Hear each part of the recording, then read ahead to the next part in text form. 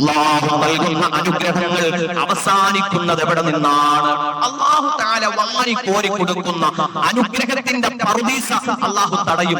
നമ്മൾ ഇപ്പൊ ചിന്തിക്കും, ഇപ്പൊ ഒരുപാട് കിട്ടിയല്ലോ, എടോ എല്ലാം കിട്ടും, എല്ലാം ലഭിച്ചുകൊണ്ടിരിക്കും. പക്ഷെ ഇതെല്ലാം നിന്റെ കൺമുന്നിൽ തന്നെ തകർന്നു പോകുന്ന ഒരു സംഭവം ഖുർആൻ വിശദീകരിക്കുന്നുണ്ട്. അല്ലാഹു അനുഗ്രഹങ്ങൾ വാരി വാരി തരും. പക്ഷേ ആ അനുഗ്രഹത്തിന്റെ പറുദീസകൾ നിന്റെ കൺമുന്നിൽ തന്നെ ഉടഞ്ഞു പോകുന്നത് നീ കാണേണ്ടി വരും. നിന്റെ അഭിമാനം തകർന്നു പോകുന്നത് നീ കാണേണ്ടി വരും. എപ്പോഴാണ്? അല്ലാഹു തആല ചെയ്യരുത് എന്ന് പറഞ്ഞത് നീ ചെയ്താൽ.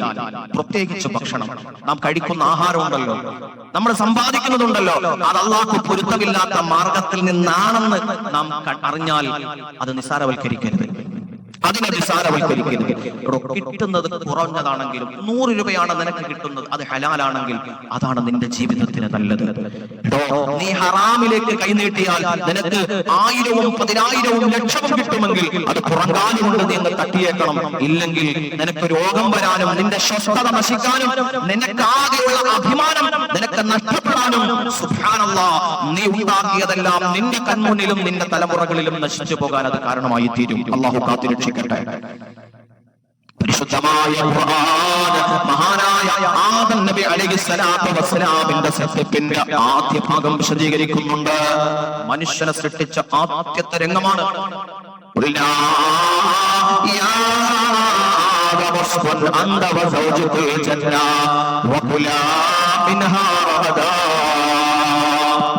حيث شئتما ولا تقربا هذه الشجرة فتكونا من الظالمين.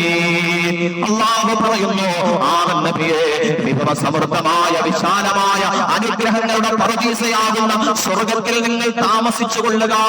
നിങ്ങൾക്ക് ആവശ്യമുള്ളതെല്ലാം നിങ്ങൾ നേടുക, കഴിക്കുക, തിന്നുക, കുടിക്കുക, സുഖിച്ചു കൊള്ളുക. എല്ലാം പടച്ചവൻ കൊടുത്തു, സ്വർഗത്തിൽ എല്ലാം കൊടുത്തു. സ്വർഗത്തെക്കാളും വലിയ അനുഗ്രഹം ഉണ്ടോ? ഇല്ല. അനുഗ്രഹങ്ങളുടെ പറുദീസയാണ് പരിശുദ്ധമായ സ്വർഗ്ഗം. അല്ലാഹു കൊടുത്തു. പക്ഷേ അല്ലാഹു ഒരു നിബന്ധന വെച്ചു.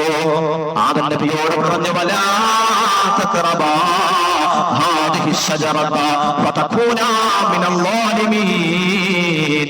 അക്കാടുന്ന മരത്തിൽ നിന്ന് നിങ്ങൾ കഴിച്ചു പോകരുത്.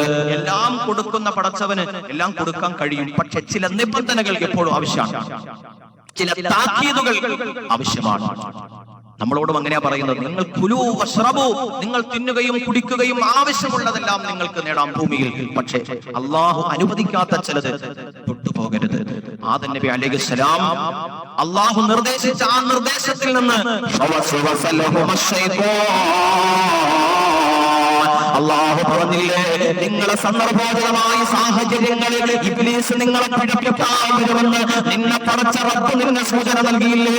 ഇബ്ലീസ് വന്നു ആദം നബിയോട്, പ്രിയപ്പെട്ട ഉമ്മ ഹവ്വയോട് പറഞ്ഞു, നിങ്ങൾ എന്തിനാണ് ആ നിബന്ധനകൾ അനുസരിക്കുന്നത്? നിങ്ങൾക്ക് ആ ഭക്ഷണം കഴിച്ചുകൂടെയോ? ചില പ്രേരണകളിൽ പെട്ടുപോയി. ആദം നബി അലൈഹിസ്സലാം തന്റെ ഭാര്യയോട് ഫലമ്മാ നാദ ശജറത ബദത് ലഹുമാ സവആതുഹുമാ വതഫഖാ യഖ്സിഫാനി അലൈഹിമാ മിൻ വറഖിൽ ജന്ന. ഇബ്ലീസ് വന്ന് പ്രേരിപ്പിച്ചു. ആദം നബിയും ഭാര്യയും കൂടി അല്ലാഹുവിന്റെ നിബന്ധനകളെ സുബ്ഹാനല്ലാഹ് ഒരു നിമിഷം മറന്നുപോയി. അല്ലാഹുവിന്റെ നിർദ്ദേശം ഒരു നിമിഷം മറന്നുപോയി. ആദം നബിയും ഭാര്യയും ചെന്ന് ആ നിരോധിക്കപ്പെട്ട ഫലത്തിൽ നിന്ന് ഭക്ഷണം എടുത്ത് കഴിച്ചു. ആ നേരം എന്താ സംഭവിച്ചത് എന്ന് ഖുർആൻ പറഞ്ഞത്?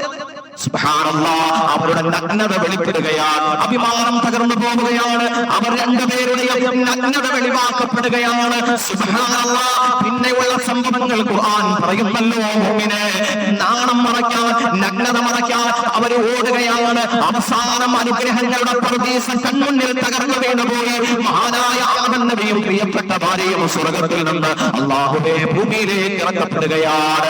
ഏതാണ് ഈ ഭൂമി? പരീക്ഷണങ്ങളുടെ ലോകമാണ്, പ്രതിസന്ധികളുടെ ലോകമാണ്. അല്ലാഹുവേ, മഹാനായ ആദം നബി അലൈഹിസ്സലാം എത്ര വർഷങ്ങളാണ് കരഞ്ഞ് കരഞ്ഞ് നഷ്ടപ്പെട്ടു പോയ സ്വർഗ്ഗത്തെ ഓർത്ത് ആദം നബി അലൈഹിസ്സലാം പൊട്ടിക്കരഞ്ഞതെന്നറിയോ? റബ്ബനാ വലംനാ അൻഫുസനാ വഇൻ ലം തഗ്ഫിർ ലനാ വതർഹംനാ ലനകൂനന്ന മിനൽ ഖാസിരീൻ. ഒരുപാട് തവണ ആവർത്തിച്ച് നമ്മൾ കേൾക്കുന്ന ഈ പ്രാർത്ഥനയിൽ കണ്ണുനീരിൽ ഒരു വിശാലമായ ചരിത്രം നിയമത്തിന്റെ പിൻബലമുണ്ട് മുഅ്മിനേ, ചിന്തിക്കണേ. അല്ലാഹു തആല നിരോധിച്ചത് കഴിച്ചു പോയതിന്റെ പേരിലോ പടച്ചവൻ വേണ്ട എന്ന് പറഞ്ഞതിലേക്ക് ഇബ്ലീസിന്റെ പ്രേരണയാൽ കടന്നു പോയതിന്റെ പേരിൽ ദുഃഖിച്ചു പോയി. കൺമുന്നിൽ അഭിമാനം തകർന്നു പോയി, എല്ലാ അനുഗ്രഹങ്ങളും തകർന്നു പോയി. അവസാന പരീക്ഷണങ്ങളുടെ ലോകത്തേക്ക് തള്ളപ്പെട്ടു മഹാനായ ആദം നബി അലൈഹിസ്സലാം. എന്നിട്ട് പരിശുദ്ധമായ ഖുർആൻ പറഞ്ഞ് അവസാനിപ്പിച്ചത് ഇന്ന ശൈത്വാന ലകുമാ അദുവ്വു മുബീൻ. എത്രയെത്ര സ്ഥലങ്ങളിലാണ് ഖുർആൻ പറഞ്ഞത് ഇബ്ലീസ് നിങ്ങളെ ചതിക്കുന്നതാ, ശൈത്താൻ നിങ്ങളുടെ ശത്രുവാണ്, പ്രേരണകൾക്ക് പെട്ടുപോകല്ലേ. നെഞ്ചിൽ കൈവച്ചുകൊണ്ട് പറഞ്ഞു, അല്ലാഹുവേ ഞാൻ കഴിക്കുന്നതും ഞാൻ സമ്പാദിക്കുന്നതും ഹലാലായിരിക്കും, അത് മതി എന്ന് പ്രതിജ്ഞ ചെയ്തു. അല്ലാഹ് റിസ്ക് തുറന്നു തരും. അല്ലാഹ് നീ തൗഫീഖ് നൽകണേ അല്ലാഹ്.